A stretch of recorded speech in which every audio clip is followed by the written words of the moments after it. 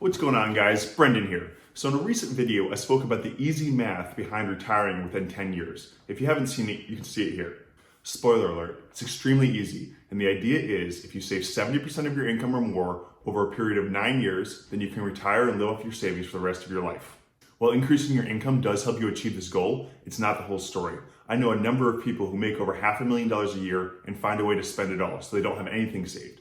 And I know a bunch of people who make under $100,000 a year and save 50 to 70% of their income and are now millionaires. The real trick to this is reducing your spending, and this helps you twofold. One, the obvious, is that it increases your savings amount so you have more invested today. And by taking advantage of compound interest, accelerates you towards retirement like a giant snowball rolling down a steep hill. But the sometimes less obvious second reason is that it reduces the amount you need saved to support you throughout retirement.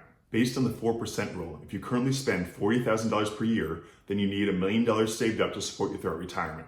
25 times 40,000 is $1 million.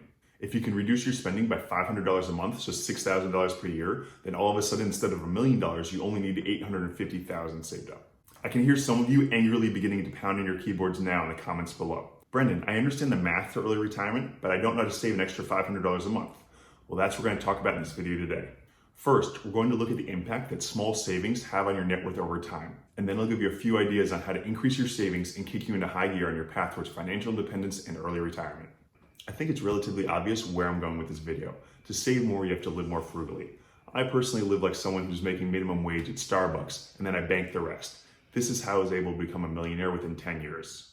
But I fully acknowledge that this lifestyle isn't for everyone. I'm very happy with this lifestyle, and I feel like I have a lot of luxury baked into my life. For weekend activities, my wife and I like biking and hiking rather than doing other things that cost more money. If this lifestyle doesn't appeal to you, then maybe early retirement isn't for you. But I do recommend that you try this for a period of time. I think you'll find that some of the luxuries that you thought were necessary for your happiness were actually just tying you down in the end.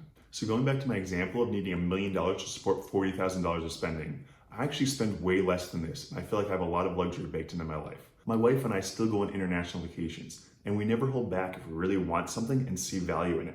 $40,000 has a lot of luxury baked in. A family can easily forego a little bit of luxury and live on less than $40,000 per year. This makes the goal of becoming a millionaire a little bit of overkill. Once you reduce your spending and give up a little bit of luxury, I think you'll find that you don't miss it, and in many cases are much happier. You'll reach financial independence sooner, and you'll have the option to retire early. What was that, Odie? You want more luxury? No, you're happy. You love walks, right? Walks, yeah. That keeps you happy, right? And little scratches? Yeah, good boy. That was my golden retriever, Odie, and he's a great example of how you don't need a lot of material things to be happy. His favorite things are walks and scratches and going to the park to play ball. Regardless of whether your goal is to become a millionaire or save way less than that, the same strategies apply. Starting from zero, saving $1 million can seem like an insurmountable task. If you're not a famous athlete or a greedy CEO, short of winning the lottery, how is it possible?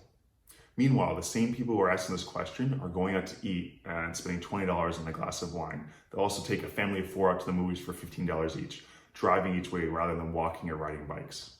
In this scenario, unless you're making a very high income, it'll take a long time to become a millionaire. Rather than looking at this on a grand scale from the 30,000-foot view, you need to focus on each small decision. All of the $10, $15, and $20 decisions we make on a daily basis add up to a 40-year working career. You end up trading the majority of your young and healthy years for Starbucks coffee and movie tickets and going out to eat at restaurants, none of which actually make you any happier. They can be easily replaced for more affordable options with little to no effort on your part, and may increase your happiness in the process. We need to change our perception on $10. $10 is actually a lot of money. It can go a long way at the grocery store. It can do a lot towards your utility bill. $10 should be valued. They aren't just pieces of paper that can be blown on drinks and going to amusement parks and domestic services. Every $10 bill adds up to this mountain of savings that you're building to allow you to retire early. So let's go over an example here. If you save $1,000 a week every week for the next 10 years, you earn 7% on your money after inflation, then after 10 years, you'll have $750,000 saved to help carry you through retirement. Even with conservative estimates, this is plenty of money to carry a family of 4 through retirement and relative luxury. If you feel like you want more than that, then you can just adjust the numbers. If you save more or work longer, then you can see the results. Given the previous example of saving $1,000 a week, you can work for 12 years and 2 months and get to $1 million. Or you can increase your savings each week by $325, so saving $1,325 per week, and you get to $1 million in 10 years.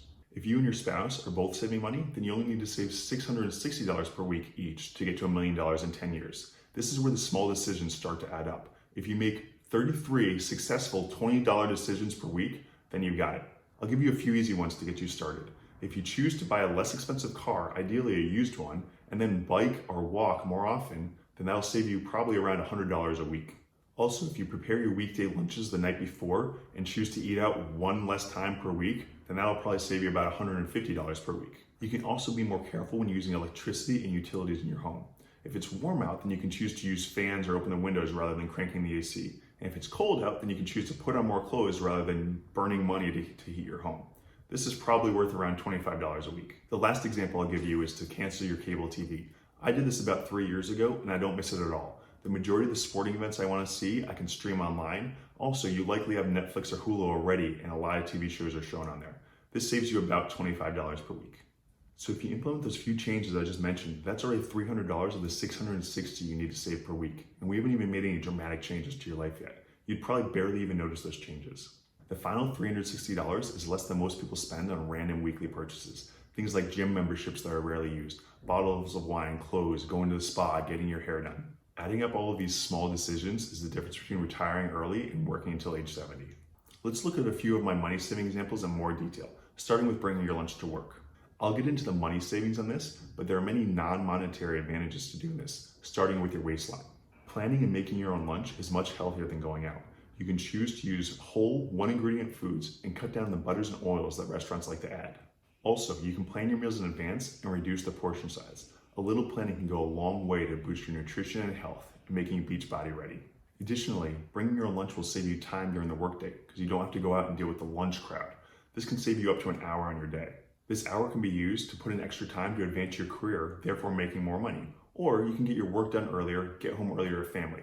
Or you can even use the hour to work out after work. Now, onto the monetary savings. The average person who goes out to eat spends about $15 per day on average when you include food, drinks, tax, and car expenses to get there.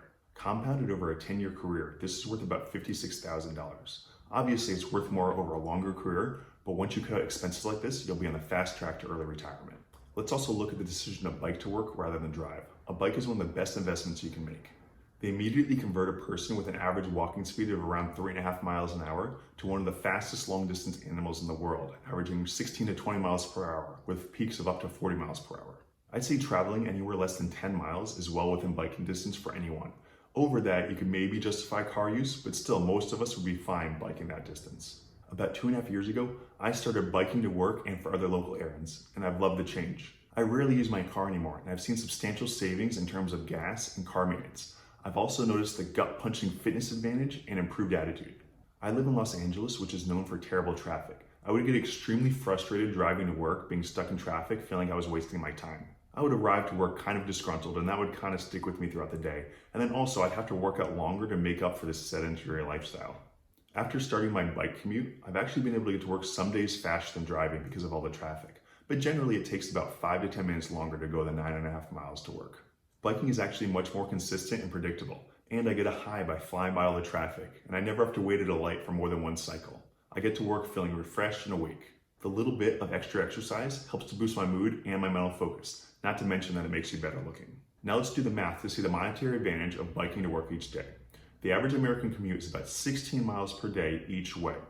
Car costs are about 57.5 cents per mile. That means that the average American spends about $18.40 just driving to and from work each day. Compounded over 10 years at a 7% interest rate, that's about $97,295. This monetary advantage only increases the more often you use your bike. If you add a basket or a trailer to your bike, you can do all of your grocery shopping and other errands with just the bike. With biking, finding parking is never a problem, and obviously you don't have to pay to lock up your bike. This is a great return on a few $100 investment that requires very little maintenance and saves you time at the gym. The increased health benefits from biking will also reduce your future doctor visits and prescriptions, saving you money. I've also found that I care much less about the type of car I'm driving. The status symbol of a nicer car just doesn't matter, especially when it's sitting in my garage 99% of the time. I've even flirted with the idea of selling my car altogether and just going without one, using Uber or renting a car when I really need one. I should probably do this, but I just haven't yet. I grew up owning and driving a car every day, and some habits are hard to break. And while I rarely use my car, I do like the security of having it available to me should I need it. Now I know what some of you are going to say, but Brendan, riding a bike in LA is fine, but I can't in my city or with my commute or because of my age or my physical condition. And really, 99% of that is just excuses. Many people around the globe use bikes daily for their commuting. Places like Asia and Amsterdam come to mind. Amsterdam is usually cold and wet. If you're embarrassed about how you look on a bike because maybe you're too heavy or you think you're out of shape, then start biking and soon you won't be. My advice is just to get a bike, start riding, and soon you'll see the advantages. Now let's talk about the fancy coffee habit. This sounds ridiculous to me, but some people will go to Starbucks daily and buy coffee and a pastry or some other treat. Aside from destroying your waistline, this also costs a lot of money. I'm going to say on average, the person going to Starbucks will spend about $5 a day.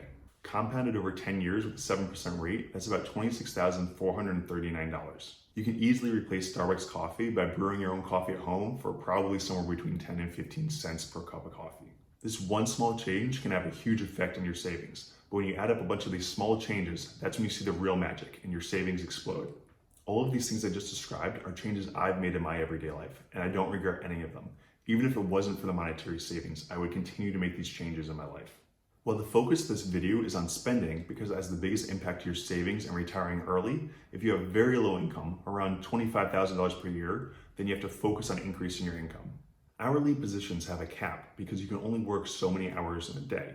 Yes, you can increase your hourly rate, but many companies are reluctant to do this. But you do have a few options available to you. First, you can choose to learn a new trade and get a new job. This can include going back to school and making yourself more marketable. Second, you can choose to get a job in sales. While a job in sales is inherently more risky because generally it's commission-based, your earning potential is entirely within your hands. The harder you work and the better you are at your job, the more money you'll make. An example of a job like this is something like a real estate broker. Finally, third, you can start your own business. This is also inherently more risky, but if you're passionate and motivated, you can make this work and control your own earning potential. You should try and find a job that has the potential for promotions and to move up from within. For example, rather than working at McDonald's, maybe you work as a utility repairman for a utilities company. I had a client who actually started their career like this. They were a utility repairman for a major utility company, worked really hard over time, got promoted, and are now the CEO of that company, worth around $300 million. This can still be done today, but it obviously requires a lot of hard work and a little bit of luck. But you don't need to become the CEO to be extremely successful and happy. So what are some of the savings ideas you've had? Have you made changes to your everyday life? How has it affected you? Let me know in the comments below. Also, if you like this video, please hit the like button and subscribe so you don't miss any future videos. Take care.